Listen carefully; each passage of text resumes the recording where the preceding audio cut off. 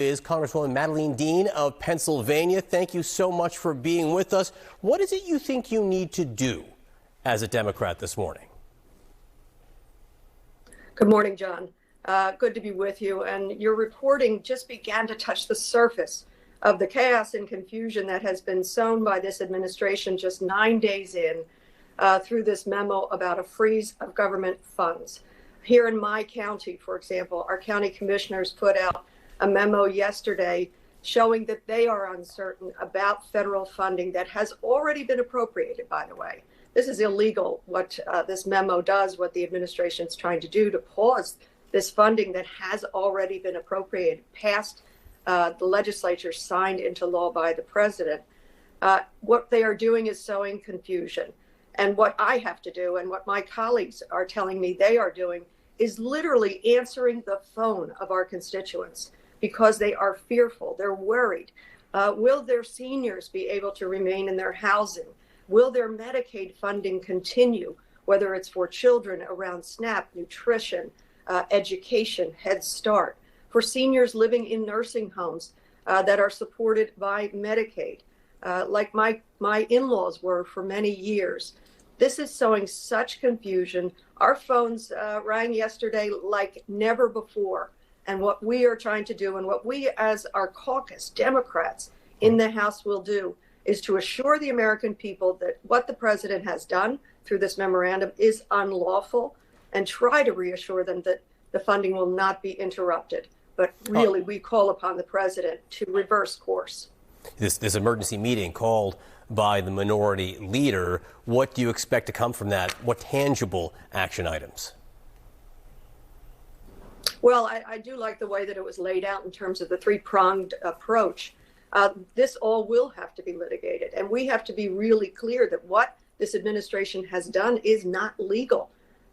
Folks voted for this president in order to say, please help us get the support that we need from government. You see what the government is doing under this administration. It is trying to sow chaos so that people don't have faith in government, so that they can actually continue in power. So what Democrats will do is just shine a bright light on the unlawful nature of this and the other orders, executive orders of the president, and hope to restore some sort of calm, some sort of faith in what has already happened. I'm newly a member of the Appropriations Committee. We are headed into budgetary reconciliation. We have serious work to do. And those who are sowing this kind of confusion don't seem to understand that this is hurting the American people, the very people who supported them. One of the challenges you face is that President Trump, since he's come back into office, has tried to do so much in so many ways with executive actions or proclamations. How do you prioritize what you address? What do you think are the most important things that he's done to counter? I think what we do is we prioritize those who are most vulnerable, who will be harmed by this.